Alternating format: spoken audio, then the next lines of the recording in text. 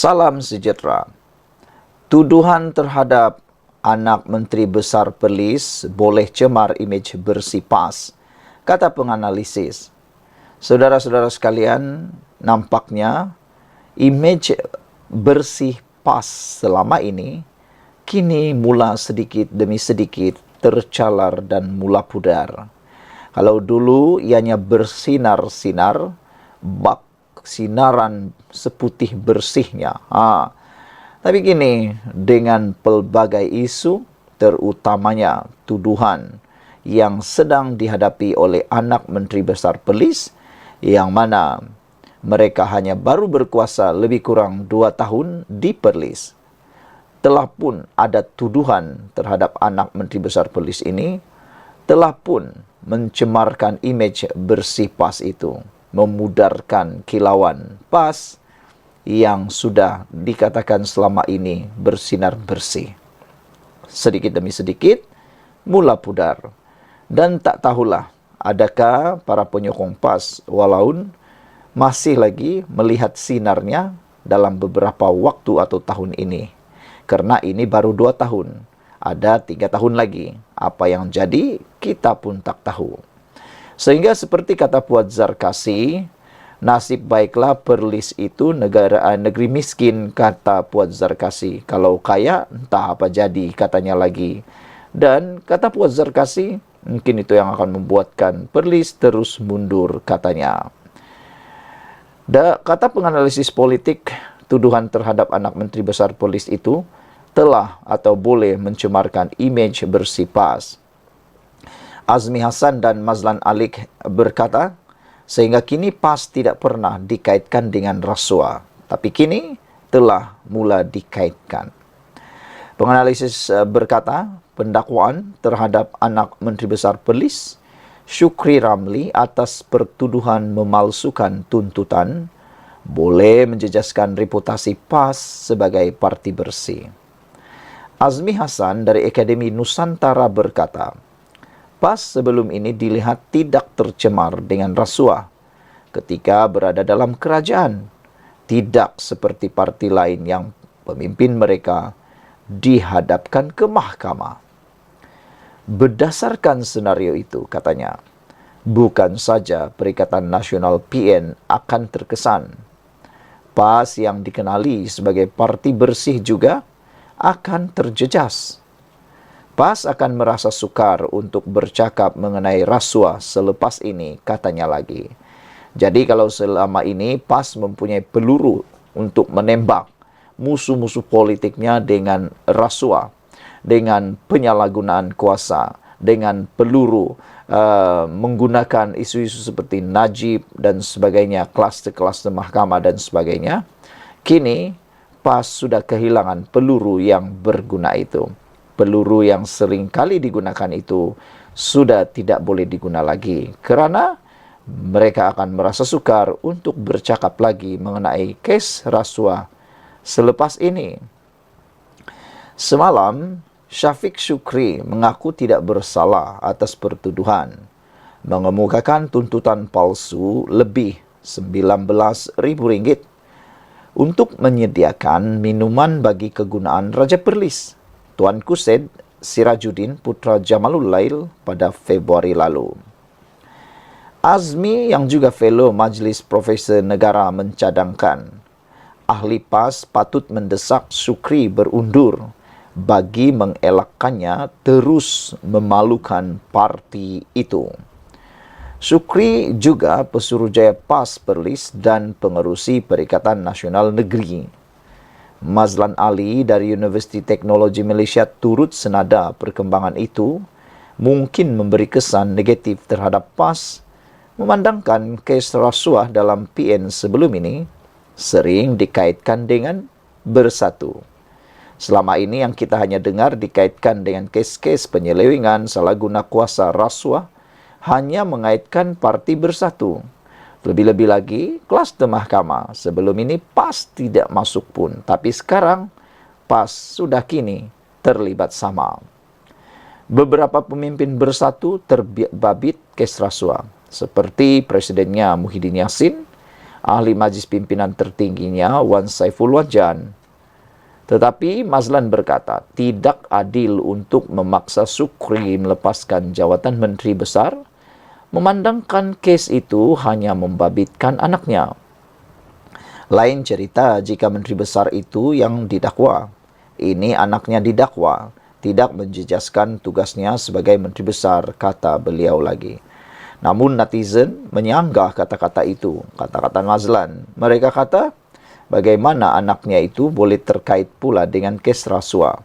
Itu amat boleh mengganggu kerana ada yang cuba mengaitkan menggunakan kes anaknya itu untuk dijadikan peluru bagi menembak Menteri Besar Perlis. Itu yang mereka tuntut supaya Menteri Besar Perlis segera letak jawatan. Sekian dulu untuk kali ini. Jangan lupa tinggalkan komen anda, share video ini. Kita jumpa lagi. Bye-bye. Salam sejahtera. Terima kasih kerana bersama dengan saya di Nazilin Unity Channel.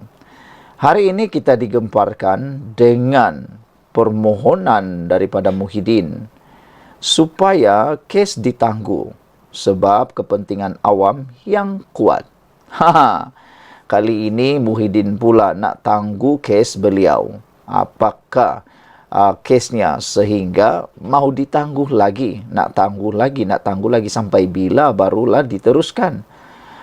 Saudara-saudara, bekas Perdana Menteri Muhyiddin Yassin berkata, kes salah guna kuasa dan penggubahan wang haram terhadapnya tidak sepatutnya diteruskan sementara menunggu pelupusan permohonan semakannya atas alasan terdapat kepentingan awam yang kuat. Bagaimanapun, pihak pendakwaan menyanggah permohonan bekas Perdana Menteri itu untuk menangguhkan kesnya di Mahkamah Session Kuala Lumpur sebagai usaha untuk melengahkan kesnya dibicarakan di mahkamah itu. Dua hujah yang bertentangan ini dilihat dalam affidavit yang difailkan bulan ini berhubung permohonan Muhyiddin menangguhkan kesnya di Mahkamah Session sementara menunggu pelupusan permohonan semakannya di Mahkamah Rayuan untuk membatalkan 4 pertuduhan salah guna kuasa yang dikaitkan dengan program Janawi Bawa. Menurut affidavit Muhyiddin yang difailkan di Mahkamah Session awal bulan ini, ahli Parlimen Pagoh itu menyebut mengenai keadaan istimewa untuk mewajarkan penangguhan kesnya. Dia berkata ini kerana jika Mahkamah Rayuan pada 9 Julai depan membenarkan permohonan semakannya, ia bermakna status untuk dia dilepaskan dan dibebaskan akan dikembalikan.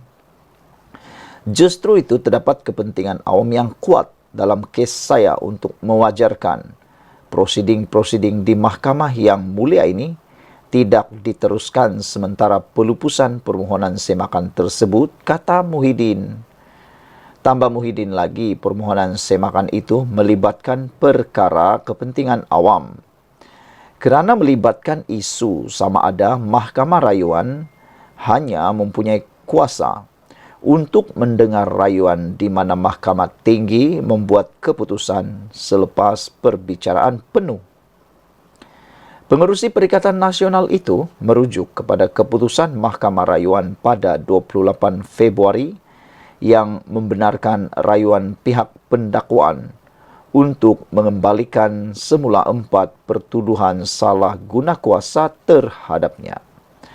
Apabila Mahkamah Tinggi Kuala Lumpur pada 15 Ogos tahun lepas membenarkan permohonan Muhyiddin untuk membatalkan pertuduhan salah guna kuasa, keputusan itu tidak dibuat dalam perbicaraan kerana kes berkenaan belum selesai di Mahkamah Session. Bagaimanapun, dalam affidavit untuk menentang permohonan penangguhan itu, Timbalan Pendakwa Raya Zende Lim Wai Kiong mendakwa Muhyiddin cuba melengahkan kesnya daripada diteruskan di Mahkamah Session. Sebaliknya, permohonan Muhyiddin merupakan satu langkah atau percubaan untuk melengahkan kes ini didengar dan dibicarakan oleh Mahkamah Seksyen yang mulia ini dengan pemfailan permohonan semakan di Mahkamah Rayuan. Walaupun rayuan responden di Mahkamah Rayuan telah diselesaikan pada 28 Februari, kata pendakwa dalam afidavit yang difailkan semalam. Satu komen daripada netizen di ruangan Malaysia Kini tentang isu ini, Purple Mouse 7378 kata, "Cuba abah kau untuk lambat-lambatkan kes perbicaraan. Cubaan itu, abah kau tak tidur malam bila perbicaraan dimulakan. Sabit kesalahan, penjara dan denda, boleh setempat dengan bosku," kata Purple Mouse. Jadi, nampaknya netizen kurang bersetuju dengan tindakan Muhyiddin memohon supaya ditangguhkan kes beliau itu dengan alasan kepentingan awam yang kuat. Sekian dulu untuk kali ini. Jangan lupa tinggalkan komen anda untuk isu kali ini. Kita jumpa lagi. Salam sejahtera. Wow, ini satu laporan paling luar biasa yang pastinya akan membuat walaun Perikatan Nasional terlompat. Bukan biasa-biasa. Menurut laporan ini, bukan biasa-biasa. Anthony Lok ke Arab Saudi bincang bina terminal khas jemaah haji. Saudara-saudara sekalian, Anthony Lok yang kita ketahui adalah daripada parti DAP yang seringkali dikatakan pelbagai cemuhan, terutamanya daripada pembangkang dan walaun. Tapi apa yang dibuat oleh Anthony Lok benar-benar mengejutkan. Sehingga ada netizen kata, Anthony Lok daripada DAP pula yang membincang membina terminal khas jemaah haji Malaysia. Tapi ada menteri tu, ada seorang tu, duta dilantik bertaraf menteri, macam tiada pula bincang benda-benda ni, kata netizen. Jadi nak dibandingkan, kata mereka, mana lebih elok, mana lebih baik, terpulanglah pada anda. Anda jawablah sendiri. Tapi ini bukan biasa-biasa. Anthony Lok ke Arab Saudi bincang bina terminal khas jemaah haji. Menteri Pengangkutan Malaysia Anthony Lok berbincang dengan Arab Saudi untuk membina satu terminal khas untuk jemaah haji dan umrah di Kuala Lumpur. Beliau berkata, langkah itu dapat membantu melancarkan penerbangan ke Jeddah atau tempat lain di Arab Saudi dengan cara pelepasan immigration negara itu dibuat di Kuala Lumpur sebelum bertolak. Menurutnya, fokus utama dalam perbincangan tersebut termasuk menyediakan kemudahan tambahan kepada jemaah umrah Malaysia. Saya bangkitkan semasa perjumpaan bersama dengan Menteri Pengangkutan Arab Saudi, iaitu untuk membina terminal khas di Kuala Lumpur bagi menguruskan haji dan umrah, kata beliau. Kita juga sedang berbincang dengan pihak kerajaan Arab Saudi untuk menambah penerbangan tambahan semasa musim haji supaya ini dapat memudahkan pergerakan haji dari Kuala Lumpur, Malaysia ke Arab Saudi, katanya dalam hantaran video di Facebook miliknya. Tambah Anthony Lok lagi, dengan pembinaan terminal khas tersebut, kerajaan Malaysia berharap pelepasan immigration Arab Saudi diperluaskan kepada jemaah umrah setiap tahun.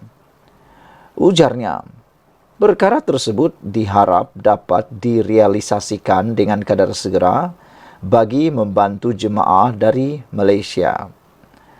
Kemudahan ini juga membantu penerbangan yang datang dari Jeddah atau tempat-tempat lain di Arab Saudi, di mana pelepasan immigration Arab Saudi dapat dibuat di Kuala Lumpur sebelum bertolak ke Tanah Suci. Kita berharap perkara ini dapat direalisasikan segera, kata Anthony Lok lagi. Saudara-saudara sekalian, tindakan Anthony Lok ini pastinya menarik perhatian ramai orang yang ada di Malaysia, khususnya bagi mereka yang mahu menunaikan haji, mahupun bagi mereka yang seringkali melihat DAP itu sebagai satu yang jauh daripada apa yang mereka fikirkan. Jadi sebenarnya Anthony Lok bukan biasa-biasa sehingga membina terminal khas jemaah haji. Sekian dulu untuk kali ini. Jangan lupa share video ini. Kita jumpa lagi. Tinggalkan komen Anda. Salam sejahtera. Terima kasih karena bersama dengan saya di Nazilin Unity Channel. Sekali lagi, Anwar Ibrahim checkmatekan Perikatan Nasional Pembangkang. Apabila Anwar Ibrahim bertanya satu soalan yang sukar dijawab oleh mereka. Anwar Ibrahim kata, adakah Perikatan Nasional mahu terus subsidi orang kaya, warga asing? Penyasaran subsidi diesel bukanlah bertujuan untuk menyusahkan rakyat. Sebaliknya ditujukan kepada golongan kaya dan warga asing yang telah lama menikmati subsidi daripada bahan bakar berkenaan, kata Perdana Menteri Datuk Seri Anwar Ibrahim. Anwar Ibrahim bertanya, kenapa Ketua Pembangkang Datuk Seri Hamzah Zainuddin sibuk pula menentang penyasaran subsidi? Dia nak pertahankan siapa? Kata Anwar Ibrahim. Kita tekankan penyasaran subsidi ini untuk menarik subsidi dari golongan kaya dan warga asing. Jadi, persoalan sekali lagi daripada Anwar Ibrahim, Perdana Menteri Malaysia, ialah siapa atau dia ataupun Hamzah Zainuddin nak pertahankan siapa? Siapa yang cuba dipertahankan? Adakah Perikatan Nasional mahu terus subsidi orang kaya dan warga asing? Persoalan daripada Anwar Ibrahim ini, persoalan yang patut dijawab dengan segera oleh Perikatan Nasional. Kata Anwar Ibrahim lagi, diesel tidak digunakan majoriti rakyat dan bagi golongan terkait seperti pemandu teksi, peniaga kecil, nelayan. Semua diberi pengecualian dan bantuan untuk menampung kenaikan kos itu. Katanya membidas kenyataan Hamzah yang mengkritik penyasaran subsidi itu. Beliau berkata, syarikat-syarikat besar pula dipantau bagi membendung kenaikan harga barang dan perkhidmatan. Adakah Perikatan Nasional PN akan terus memberi subsidi kepada orang kaya dan warga asing jika mereka berkuasa? Jawab itu dulu, kata Anwar Ibrahim. Persoalan ini patut dihadam oleh semua orang dan difahami dengan mendalam daripada semua orang. Itulah yang akan menggusarkan rakyat, katanya kepada wartawan Malaysia kini pada sidang media bagi mengakhiri siri lawatan ke Jepun hari ini. Media baru-baru ini melaporkan Hamzah mendakwa pengumuman Anwar Ibrahim menimbulkan rasa kurang senang orang ramai serta gagal menyatakan secara tepat bila subsidi akan dihapuskan. Anwar berkata, secara prosedur, lazimnya Perdana Menteri akan mengumumkan dasar dan menteri berkaitan akan memberikan butiran dan tindakan susulan. Kata Anwar Ibrahim, Hamzah Zainuddin pernah jadi menteri. Tapi kenapa pula dia tanya soalan seperti itu? Benda ini dilakukan sejak sebelum merdeka, kata Perdana Menteri. Jadi, adakah itu sekadar satu retorik atau sekadar bertanya tapi sudah tahu? Malu-malu bertanya tapi sebenarnya sudah tahu. Selasa lepas, Anwar Ibrahim mengumumkan jemaah menteri bersetuju untuk melaksanakan penyasaran subsidi ke atas diesel yang melibatkan pengguna di Semenanjung, dan subsidi itu melibatkan 10 jenis kenderaan pengangkutan awam dan 23 jenis kenderaan pengangkutan barangan di bawah sistem kawalan diesel bersubsidi. Penyasaran bersubsidi diesel itu bagaimanapun tidak melibatkan pengguna di Sabah dan Sarawak. Ada beberapa komen daripada netizen di ruangan Malaysia kini, ialah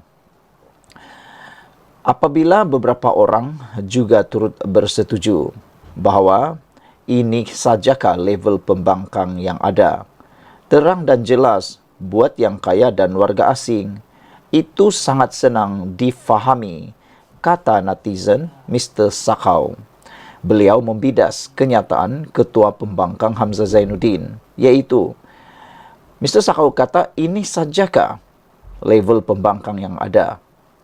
Terang dan jelas pun penerangan daripada Anwar Ibrahim. Subsidi itu ataupun terang dan jelas apa yang dinyatakan adalah buat untuk orang kaya dan warga asing. Bukan susah pun untuk difahami. Tapi biasalah ada orang yang sengaja untuk tak mau faham dijadikan bahan. Sekian dulu untuk kali ini. Jangan lupa tinggalkan komen Anda, tekan butang subscribe. Kita jumpa lagi.